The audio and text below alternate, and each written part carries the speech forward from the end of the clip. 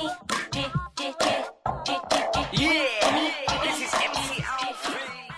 hello, welcome to the Jimmy Star Show. Hello. Hey everybody, we've got, so how do I pronounce, we pronounce your last name Coulter, right? Yes. So we have Steve Coulter on the Jimmy Star Show line. Welcome. Before we get started, let me introduce you to everybody, starting off with my cool, outrageous man about town co-host, Mr. Ron Russell. Now tell me that's not a title. I mean, really. How are you? You look good, nice and clear. Good lighting. I like what you did. See? Like my background? Terrific. Now, if you had a couple of naked girls and guys, it would have been better, but what can you do? Wow. There's one right over there. We've got the man behind the boards, Mr. Chad Murphy. Hey, welcome to the show, sir. Good to have you. Hi, Chad. And we have a chat room full of people, so say hello to everybody in the chat room. Do you have their names? Well, there's a lot of them. There's like way too many of them to tell you all their names. You can just do like a blanket hello. But we'll give you one name. Goddess. Yes. Now, doesn't that turn you on? Don't you want to speak with Goddess? I'm dying to see what she looks like. I think she's a guy in drag, to tell you the truth. But I don't know, but she's Goddess, and that name flips me out. I love Goddess. Hello, Goddess. And there's someone named Suzanne you might know, because there's somebody saying bonsoir, Steve, and actually everybody in the chat room is saying hello. So welcome. Suzanne from Belgium, or Luxembourg, or somewhere. It says, I think she was my helper in London. There you go. Okay, so she's good. She was your what? Helper. My helper. I thought he said something else. Okay. No, we don't talk that way on this show. I know we don't talk that way. So everybody, Steve is a fantastic actor. We're very excited to have him on the show today. You guys might recognize him recently by playing Reg Monroe on The Walking Dead, which we're having like a Walking Dead, right, phenomenal. Everybody like coming on right now. I love the show. We've had Norman Reedus. We've had practically everybody. Michael Rooker. We've had all the people from like the first two seasons, and now we're getting all the people from the seasons now. We had Ross Marquand on a couple weeks ago, and we had Lou Temple, and next week I have somebody else I forgot. So how was working on The Walking Dead, and did you even like zombie stuff before you got involved? No, well, I was a big fan of the show, but I did not like zombie stuff. That's why I was surprised I liked the show as much. And because, with independent films, everyone makes zombie movies. So when the show came along, I thought, this isn't going to be very good. And I remember the first show when he kills the little girl. Yeah. Spoiler alert. Then I knew that this was going to be something different. And so I was a big fan of the show, although not a big fan of zombies before it. And it was a lot of fun. It sounds corny, but it was... They're so nice. I know they have like the #1 show, on the planet or whatever, but there's no egos. They're disgustingly nice. So I don't have any like inside terrible stories to tell you. They're very nice people. And actually, everybody says the same thing. Everybody's been saying the exact same thing. So it must be real, because we would get some kind of dish dirt out of somebody. Ron would. Yeah. Well, no, yeah. I mean, look, I've been on many a set that was wonderful, where everybody got along and it was smooth. And the work is easy and the work is better, because if you're working with somebody you truly like, you feed them, you help them, you give them energy to perform better. I mean, how would you like to kiss some woman you hate? Like years ago, Joan Crawford and Clark Gable, they were lovers and they broke up. Well, there was a love scene, and Joan Crawford ate a couple of things of garlic deliberately. She knew she had to do a kissing scene with Gable, and Gable had to really fight himself not to show like he wanted to throw up from kissing her. That's tough. That's tough stuff. So it's much nicer when you like your co-star, and anyway, you know what I'm talking about. Yeah, and it's when you come into a new show, a lot of times you feel you're terrified and you feel like the new kid in school. But these guys were really welcoming. It was very, very, very nice. Especially when you watch somebody else work and they're great, and you say, "Oh, I hope I'm as good. Yeah, I want to do that just as well." And of course you do, because you're inspired by that person's good nature. Exactly. It's not us seeing each other. I don't like these egotistical. I won't mention who, but this bitch I worked with once. I've mentioned her name before, and I don't want to slander her again because she's dead. Big star. Anyway, her ego was so great that it was all about her. And she could have cared less about anybody else. And when she came on the scene to do her piece, it was about her. And everybody else just looked like cardboard. They were scenery. And you can't do that. You just can't do a soliloquy. When it's a person's speech, you can't do a soliloquy. No, unless yes. Possible. Not So possible. I want to like number one, kind of like say congratulations. First of all, in the chat room they're saying love your work on The Walking Dead. Right. I have to honestly say because I haven't watched the last season of The Walking Dead. So I have not seen you on The Walking Dead, but I've seen you in everything else, and I just thought it would be fun to bring you on because when I saw you on Twitter and I saw your resume, number one, I'm a huge Fast and Furious fan. I did the costume design on the second one, so like I know a lot of the different people on the set, and then the fact that you're in Insidious 2 and 3. Actually, when the first Insidious came out, we had James Wan and Lee Winnell on the show, and Cool. and we had Lynn Shay on the show. So several people that you've worked with, we've had on the show, and I thought that would make it a lot of fun. So how was working on actually too? Jay LaRose, he plays like somebody in that. He's great. Yeah, he's the dark, long-haired. He's a really good friend of mine, and. Oh, cool! I just saw him in London. He plays this demonic guy, but he's the gentlest, nicest guy. Oh yeah, he's a super cool guy, and we've been friends for about 10 years. And, I like him a lot, and so I just thought it would be fun because your resume over the last like couple of years is like you're in like the most high-profile movies that could ever be possibly made, and you're working with the biggest A-list stars ever. Out there for right now at this time in history. And so I thought it would be really cool, and number one, to say congratulations, and two, like, how did you like being in those Insidious movies? Because those movies were huge hits for, like, not a huge budget. Yeah, they make them very inexpensively, and it's a lot of fun because you don't have a huge crew, and again, they're all disgustingly nice. You get sick of it. And they have a lot of the same crew, so they're used to working with each other. And a lot of it's like being 11 years old, just sort of running around playing. In Insidious 2, there was so much fog. It seemed like every day we were walking around in fog.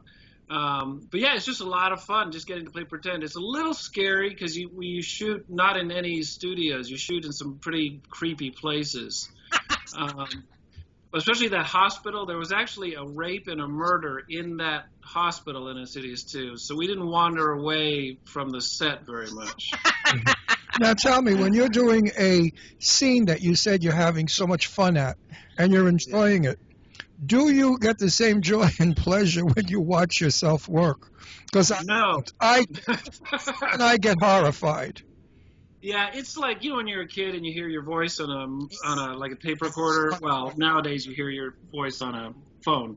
But yeah, it's the same thing on camera. Once in a while, if somehow you get caught up in the story enough, but usually you look and you go, oh, I thought I had a chin. Exactly. Or I thought my hair wasn't gray. Isn't it horrible? I don't know what the hell I'm doing in the business. I hate my voice. It's too rough and foggy. I don't like the way I photograph anymore because I'm old. I remember when I was young, any angle was gorgeous because youth is beautiful. Now I'm worried about lighting all the time, and you're worried about like looking like an old hag. Yeah. I remember when I was in my 20s, I could wake up out of bed in the morning and go out and look gorgeous. I didn't have to comb my hair. Throw on a t-shirt, jeans, and I was stunning. Now, if I look that way, they think I was an escapee from the local nursing home. You really have to be careful when you get to be over 50 what you look like on film. I prefer not to look at myself, and I don't. Yeah. I mean, I did a movie not long ago where I played a Brooklyn cop, and unfortunately I saw my work and I thought, oh, my God, if I could have eaten the scenery, I would have. I mean, talk about overkill. God, was I overkill. Wow. No, I love your voice. Oh, I hate it. It's great.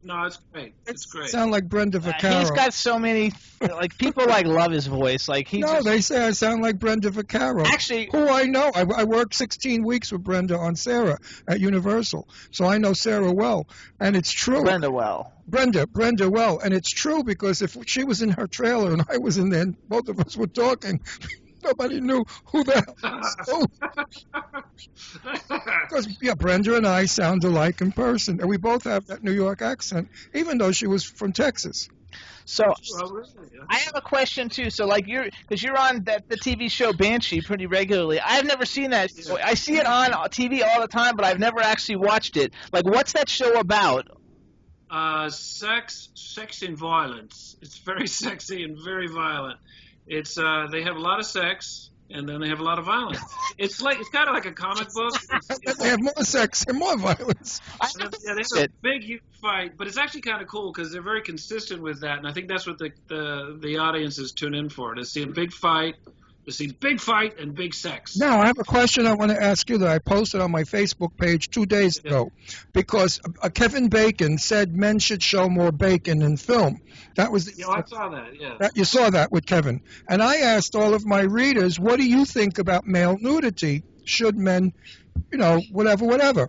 And I thought that obviously the men who are well endowed would be happy and proud to do it. But the guys that have button, who's got the button, they're not so fast to whip off their pants. Would I do it? Somebody wrote, and I said, not at this age. I mean, sight, but when I was 25 or 30, yeah, I would. If the part really called for it and it was necessity, I would do it. I feel that if women have to show frontal, so should men. I don't care for that double standard in Hollywood where we exploit women's breasts and vaginas and butts, but yet the guy, we only shoot from the waist up. That to me is still chauvinistic male crap. That's true. Because that's very true. I don't. Of course, my girlfriend calls it the little, like a bird's nest when you see the guy's junk. So I don't know if we want to see a bird's nest. Well, it depends. Some guy, could have a bird's nest with a snake. But I mean, would you do a frontal? Right now, if you insist, but I guess if it was a good film, why not? There you go. Like if you were ill and you were in a wheelchair for some reason and you fell out of the wheelchair naked and a little bit showed, I think that's perfectly okay. Yes. Have you seen the film Vacation?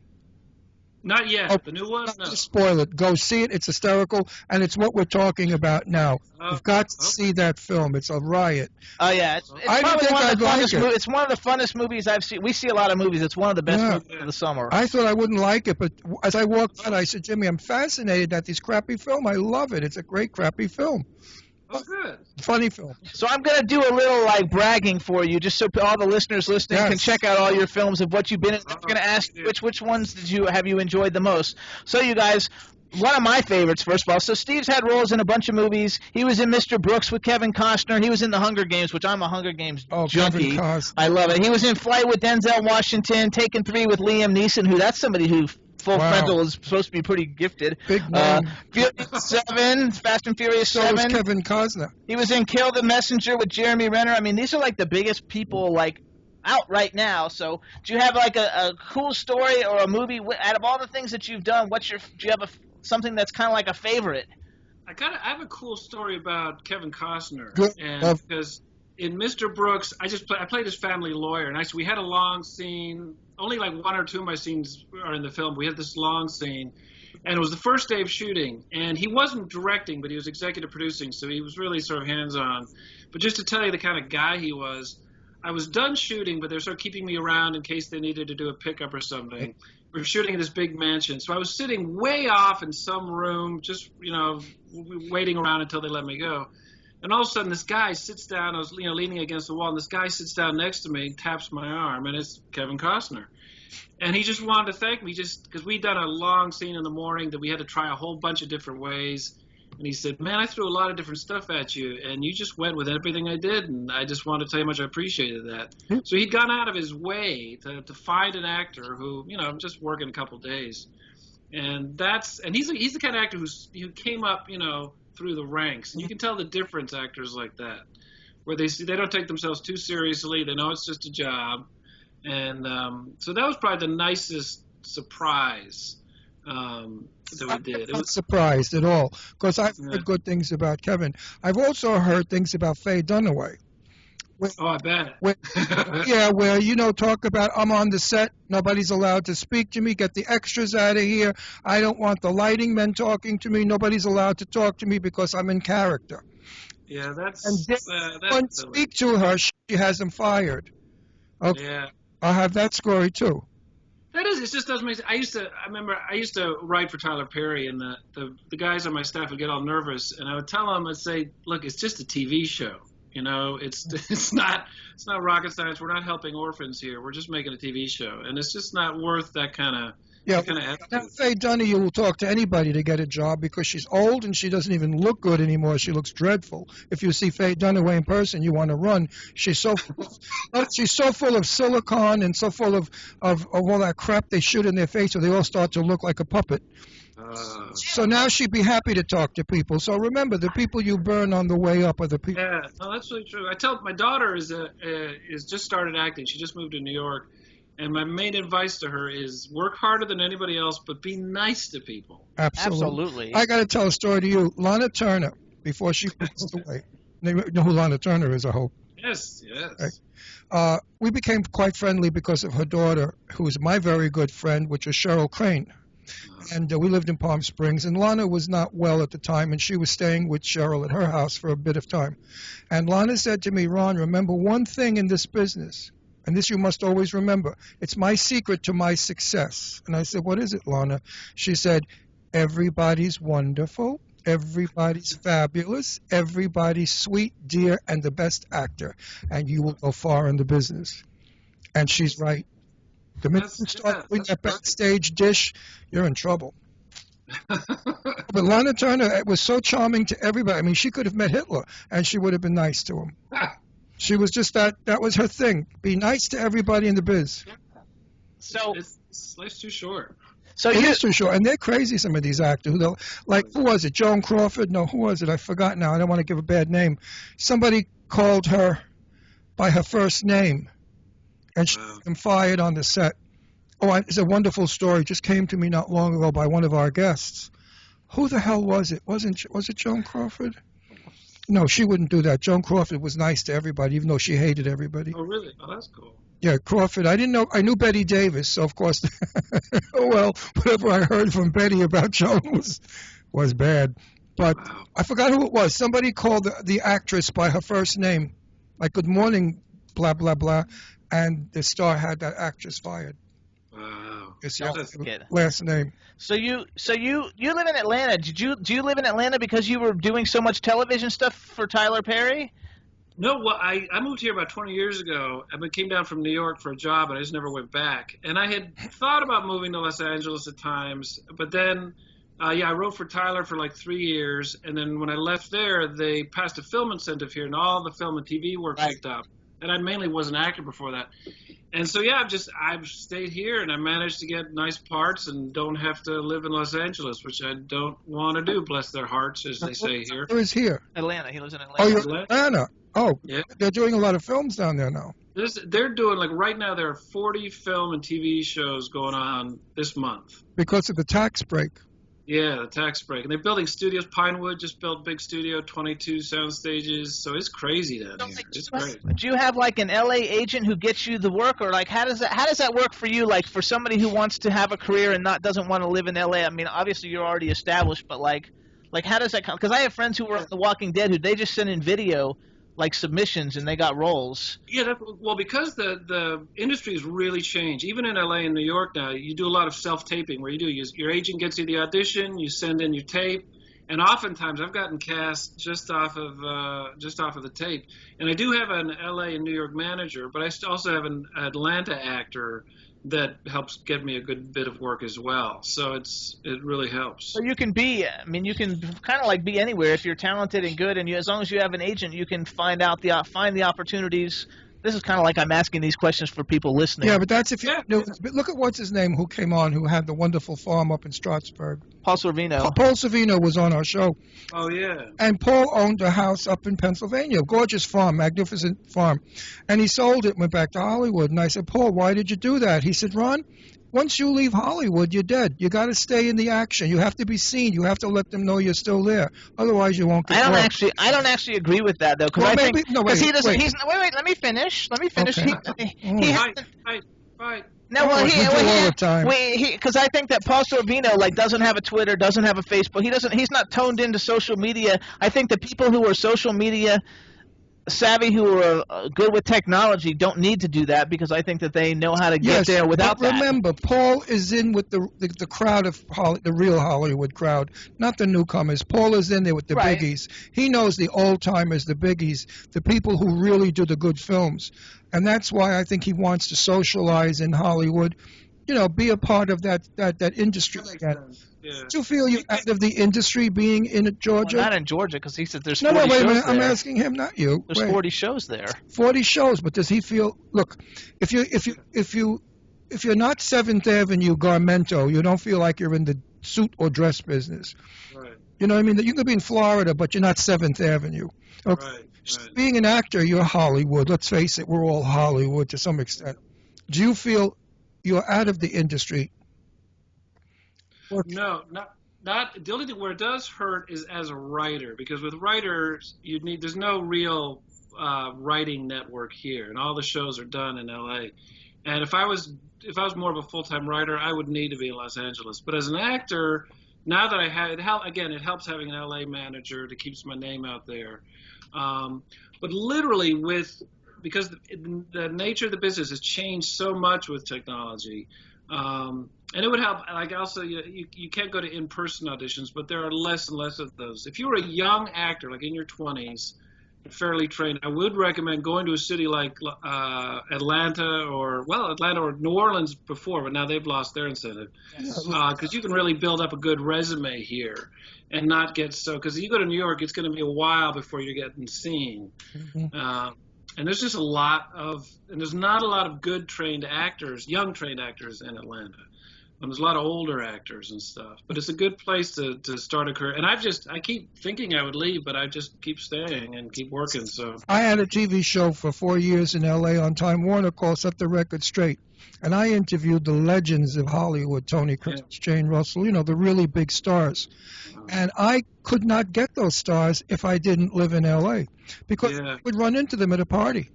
And I'd say, listen, Tony, why don't you come on my TV show? I tell him about it. He's okay, fine, Ron. I didn't have to go through his manager that screws everything up. Because your managers can screw your career up and put you in the toilet.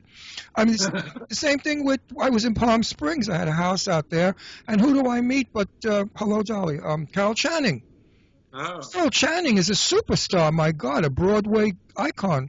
And I said to Carol, she said, darling, I'd love to. So, when you deal directly, Eleanor Parker, who I loved all my life, passed away before she came on my show, as did, who else passed away that I was devastated? Oh, Patricia Neal. Oh, she was great. And adored Patricia Neal. Fountainhead with Carrie Cooper. I mean, you can't beat Patricia Neal's work. Loved her, romanced her, became partially friend. 3 weeks before she's coming on, she passed away. I was devastated. Wow. She had everything to say about Gary Cooper and the love affair that went on till the day she died. Oh, really? She was great in HUD. Man. She was amazing in HUD. Yep, amazing in HUD. Well, didn't she get an award for that? Yeah, she got the Oscar. And then she had her stroke right before, after she shot and before the Academy Awards. Exactly. And then she won the award, I think, for Roses. Yeah. What was it called? Something about roses. I think though, like you don't seem to be missing. I mean, I'm not totally sure, but I believe that Fast and Furious 7 is the #1 movie so far of 2015. So like you're not really missing a whole lot living in Atlanta, considering that you have been in such big productions and it helps that because you get to know, like I got to know James Wan from the Insidious movies and stuff, and you get a relationship with directors, so they'll call you up. And so that helps too. You start developing a network of folks, and I'm still here.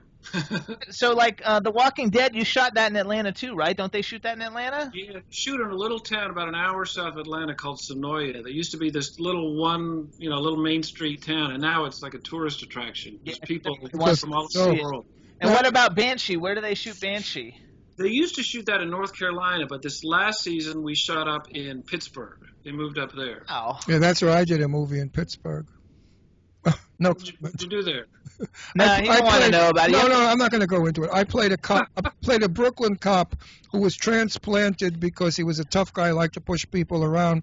So he moved actually to Pittsburgh to become a sheriff.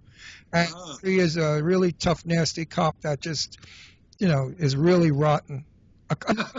wants to be a big shot and push people around. Oh. So it was an easy role for His me only to play. only good thing about the movie was when he wore his cop outfit out, like they gave him free food. Oh wait, yeah, that's great. We were on a break and we went for dinner, so I went into like a 7-Eleven or whatever it was and picked up a whole bunch of food. And Jimmy was behind me with his food, and we got outside. I said, Jimmy, all of this was $6. How could that be? And then it dawned on me, they thought I was a real cop. They didn't charge me, but they charged Jimmy. Yeah, so I guess I look like a Brooklyn tough cop. So do you? You sound like one. I want to ask you a question. Yes. Now, if you bought a house where you are for $300, it's worth what, $3 million in L.A., right? I probably, yeah. Because I understand it's pretty reasonable living down there. Is that true? It really, yeah. The cost of living it's crazily different from here or New York. It's York, exactly. it's mine. Yeah, we're in. Oh, I mean, New York is a studio apartment for $3,000. You gotta. Yeah, I used to live in Williamsburg in New York for like $300 for 2-bedroom, and now that would be like $5,000. Well, I had a 2,100 square foot apartment on 3rd Avenue and 75th Street, a front to back apartment. You listening to this? With rooms you can't believe, magnificent, and I paid $2,600. Now it's got to be maybe $8,000, $9,000, $10,000. Yeah, easily. And people thought I was crazy when I rented that apartment, but my daughters had their bedroom on the opposite side, and I wanted them to go to York Private School, where my daughter was friends with Liv Ullman. Liv Tyler. Liv Tyler. Yeah, that's different. So it was nice. But rents have gone crazy. So do you have a favorite out of all the stuff that you've done? I know that you have like a television series you're developing called The Land with Shea Bentley Griffin. I don't know if I know who that is actually, but in your bio. So tell us about that. But first, tell me, do you have like is there one movie that's more of like a favorite, or you like all of them? But is there? That's a really good question. I think probably. Oh man, I think probably the Insidious are probably the most fun. Okay. Because it was just like playing pretend every day. And actually, recently I did a film where I got to ride a horse, and Had you ridden before? Yeah, I rode a lot as a kid. I used to live in South America, so we would play like cowboys and Indians on real horses up in the mountains. Right. And I recently did another movie that the guy was trying to sell me on it, and I said, "Wait a minute, do I get to ride a horse?" And he said, "Yeah." And I said, "I'll do it." So that's. Like I want to do a western because I grew up watching westerns and like Gary Cooper and Clint Eastwood. I would do anything to do a western. I have something for you. Now you said your girlfriend's there, right? Yes, she's right over here. Is she a serious girlfriend? Yes, very serious. Now, I want to know how would she feel if you are making a movie with Angelina Jolie and you both have to be nude in bed kissing? Oh, how would you feel? Get it in the contract that I get a shot at Brad Pitt. She said if you get it in the contract that she gets a shot at Brad Pitt. Hi, look at you. Right? You're on camera. Get on camera. You're so pretty. Look at her. I put you to rob the cradle, you old goat. She's a kid. I just look younger than I am. Babe, what is she, 21, 3, 4? Yes. So this is Mary Craft, and she just did a film called The Accountant with Ben Affleck. Oh, hey, sit down. Grab a chair. Sit down. You're so adorable. No. I'm absolutely the same time that, Jimmy Brad I would make this throw a net over this one because somebody's going to snatch her up. She's a beauty. And she's not even painted for Hollywood. Could you imagine her made up? She's drop dead gorgeous. Yes. Look, I got a lot of Well, you have a lot of money? You just have a lot of money, right? You have to have a lot of money. That is one of the funniest people in Atlanta. She's kind of like Tina Fey. She looks all American and pretty. She's beautiful. She's one of the foulest human beings you could ever meet. In a good way. So I can look it up. Yeah. That she just did? What's the name of the movie? The Accountant. Okay, I'm going to look it up. Okay. Yeah. Comes out in January, and she plays Ben Affleck's mother. Not the grown Ben Affleck, but him as a child. All right, congratulations. Because she looks 22 years old. That reminds me of a Jane Russell story. I have a lot of old people that listen. When Jane Russell broke up with Robert Waterfield, a famous football player, she was dating John Payne. Now, Howard Hughes called her into the office, and he said to her, "Now, why would you want to date an actor?" So Jane had no idea what to say.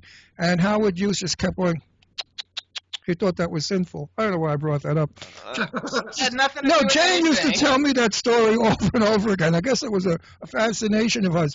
And then she'd also say, could you imagine if I married John Payne? Her name would be Jane Payne. There you go. So, well, knowing you as well as I do, Jane, we can add to that Jane Pain in the ass, because that's what you are, pain in the ass. Wow. Love you to death.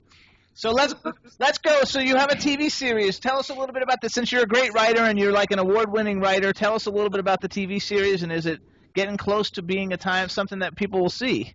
Yeah, well, I wanted to write a series. The woman Shay Griffin, she was one of the people that brought so much film and TV to Atlanta like 20 years ago, and she was and is a casting director. She's won the CSA award and all that. But she wanted to do a series about a farm.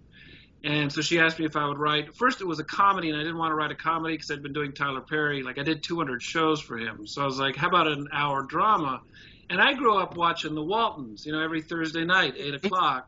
Yep. And I wanted to have a show that the family could watch, but is not, mamby-pamby and BS and all Disney-fied. And so I created this multi-generational family called the Bentleys, and it just follows them, and it just shows that day-to-day stuff. And again, a lot like the Waltons, kind of stuff that will pull you in each week. And I'll probably be going out to Los Angeles later, maybe in September, because it's finally gotten a good bit of interest. So, but 8,000 things have to happen to get a show on. But we're pretty hopeful. And it'd be fun to do. It takes two things, my friend. Right time and right place. Yeah, exactly. And luck. You just got to be in the right place. I like Tyler. What? You got 2 minutes. We have 2 minutes. I want to get quick. I like Tyler. Did you write any of the movies that he did where he's plays the woman? Medea. No, he does all those himself. I wrote his 2 TV shows that he had, House of Pain and Meet the Browns. Himself? Yeah. Yeah, he types faster and writes faster. Fabulous. I love him. Yeah, he does it all himself. So everybody listen up. Listen, you're a sweet guy and a great guy, and it was fun talking to you, but we've got to go. We have a few minutes. I know. Well, let me finish. Everybody follow Steve on how he bugs me. follow Steve on Twitter. It's at COU. Oh wait, no, it's Steve Coulter. Wait, what's your Twitter? At Coulter28, COULTER 28. So follow at Coulter28 on Twitter, you guys. Check out Mr. Brooks, The Hunger Games, Flight, The Conjuring, Taken 3, Banshee TV series, Furious 7, Walking Dead, Insidious Chapters 2 and 3, Kill the Messenger, and anything else. Check them out on IMDb.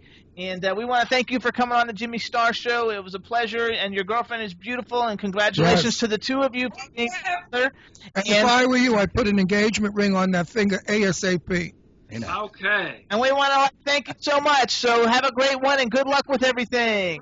Great talking to you guys. All right. Talking to you, busy bee. Bye-bye. This guy works his butt off. Yes, he does. He's Bye-bye. a busy bee. Absolutely.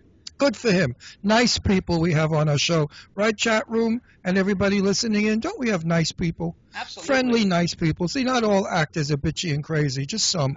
He And wrote we like 200